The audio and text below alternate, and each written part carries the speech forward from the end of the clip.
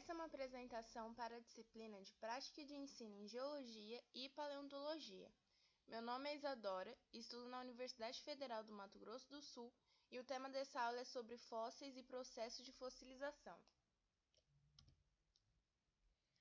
Bom, a paleontologia é a junção da biologia e da geologia e estuda os fósseis e suas aplicações.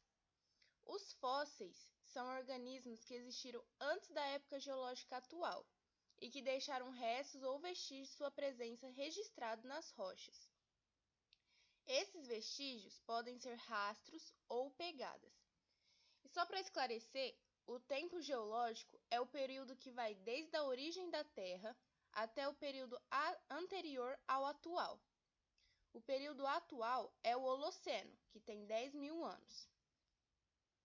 Bom, mas dentre esses organismos estão inseridos animais, plantas, entre outros. Mas também existem os estudos de macro e microfósseis, os estudos das relações evolutivas entre os seres atuais, bem como as relações destes com o ambiente que os cerca, e o estudo das estruturas biogênicas. Para a ciência das origens, os fósseis são essenciais para estudo. Isso porque são evidências de épocas geológicas passadas e são importantes porque representam o registro da vida no passado. Bom, todas essas coisas permitem reconstruir o ambiente que esses organismos viveram e compor o cenário do planeta em épocas passadas. E por isso, os fósseis são elementos fundamentais na reconstituição da história geológica do planeta e no estudo da evolução da vida. Nessa imagem está representado o fóssil de um crocodilo. Uma curiosidade interessante é que é fácil confundir o fóssil de um lagarto com o de um crocodilo, porque eles são parecidos. Mas a diferença básica que se observa é que o fóssil de um crocodilo quase não apresenta um pescoço, mas o de lagarto apresenta. Nessa foto dá para ver que ele apresenta muito pouco do pescoço. Aqui nessa imagem mostra a representação de um fóssil de um lagarto, onde é possível perceber a diferença no pescoço. Bom, mas os fósseis podem ser divididos em dois tipos principais, o somatofóssil e o icnofóssil. Os somatofóssil são classificados como fósseis de organismos que existiram no passado. Por exemplo, os ossos, as carapaças, as folhas, entre outros. Nessa imagem está representado o somatofóssil de uma planta que foi encontrada aqui no Brasil, no Ceará. Bom, por outro lado, os icnofósseis são denominados os fósseis que representam alguma atividade animal. Podem ser pegadas, rastros, túneis, excrementos, marcas de dentes, entre outros. Nessa imagem mostra uma pegada que foi encontrada numa cratera na Bolívia, e acredita-se que esse fóssil seja de um dinossauro que viveu há cerca de 80 milhões de anos. Bom, a taxonomia é o estudo das condições e processos que proporcionam a preservação dos fósseis, desde a sua morte até ser encontrado na natureza. Ou seja, estuda a evolução dos fósseis, desde a morte do indivíduo até a sua final incorporação de transformação dentro das rochas que os contêm. Mas a taxonomia apresenta duas divisões, que são a bioestratinomia e a fossil-diagênese. Basicamente, a bioestratinomia engloba a história sedimentar dos restos de organismos até o soterramento, incluindo as causas do soterramento de um determinado organismo, sua decomposição e o transporte. Ou seja, estuda como um organismo é incorporado a uma rocha.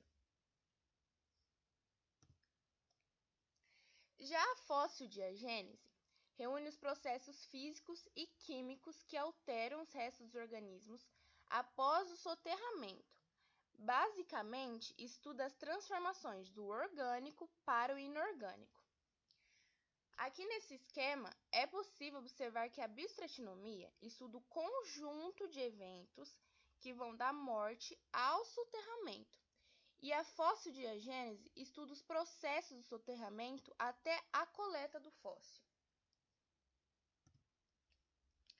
Bom, com isso, é importante saber que a fossilização é o processo natural de formação de fósseis. A fossilização está diretamente ligada à sedimentação do solo, e por isso só é possível encontrar fósseis em rochas sedimentares. Basicamente, a fossilização de um organismo resulta da ação de um conjunto de processos físicos, químicos e biológicos que atuaram no ambiente deposicional. Tem mais chance de serem preservados aqueles organismos que possuem partes duras biomineralizadas por carbonatos, fosfatos, silicicatos ou constituídas por materiais orgânicos resistentes, como a quitina e a celulose. Mas mesmo assim, ocorrem no registro geológico muitas preservações excepcionais de partes moles. E assim, o processo de fossilização se baseia quando o organismo morre e com o tempo é enterrado e as partes moles são decompostas. As partes duras são progressivamente substituídas por minerais e ao fim de um certo tempo, o fóssil é exposto e descoberto. Nessa imagem é possível observar o processo de fossilização acontecendo: a morte, o soterramento, a decomposição das partes moles do organismo, a fossilização e, posteriormente, o afloramento do fóssil. Também há alguns tipos de fossilização, que são a mineralização ou biomineralização, que é a transformação da matéria com a deposição de carbonatos, sulfetos ou fosfatos. Tem também a silicificação, porque a sílica é uma substância comum na superfície terrestre e comum na fossilização também. E a mumificação, que também é chamada de conservação, é considerado o mais raro dos processos de fossilização, porque mantém as partes duras e as moles do organismo. Mas, para que a fossilização ocorra, é necessário que tenha condições geoquímicas favoráveis, ou seja, é preciso que haja certa quantidade de água no sedimento e nenhuma quantidade de oxigênio. Quanto mais oxigênio, menor é a chance de fossilização, porque a reação de decomposição seria mais rápida. Ao ar livre, os restos dos organismos são rapidamente destruídos, até as partes duras podem ser destruídas. Ou seja, a fossilização é basicamente a interrupção natural do processo de decomposição.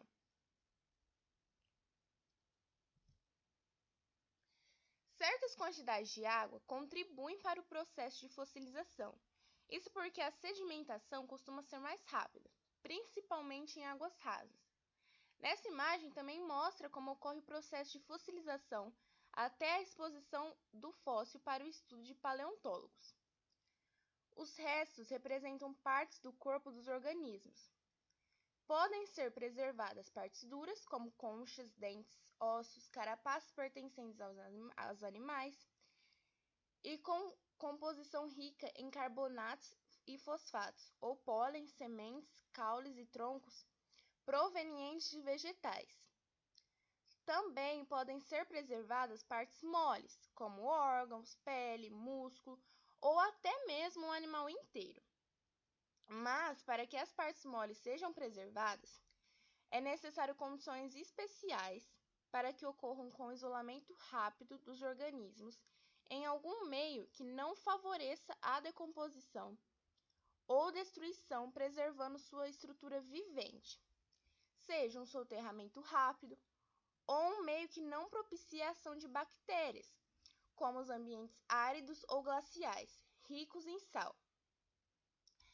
Observa-se também que vários fatores estão associados com o processo de fossilização e que são importantes, como o tipo de organismo e o seu modo de vida, o ambiente que o cerca e as condições físico-químicas especiais. E com isso, existem alguns fatores específicos e importantes para a formação do fóssil. Bom, primeiro a cobertura do organismo de sedimentos deve ser rápida, antes que micro-organismos decomponham totalmente o corpo. Ou seja, é necessário um soterramento rápido após a morte. Segundo, os sedimentos que formam a camada superior dos fósseis devem ser finos, porque eles são menos suscetíveis aos processos erosivos. E por último, como já dito anteriormente, a temperatura do solo deve ser baixa e com pouco oxigênio para dificultar a permanência de necrófagos. E, portanto, a fossilização é um processo difícil, lento e complexo, porque é contrário à decomposição, e é preciso que seja um processo rápido. Para ser rápido, é fundamental que ocorra também um soterramento rápido. E o soterramento rápido normalmente ocorre quando acontece um evento catastrófico. Bom, é isso. Obrigada pela atenção. Essas foram as referências utilizadas para a elaboração dessa aula.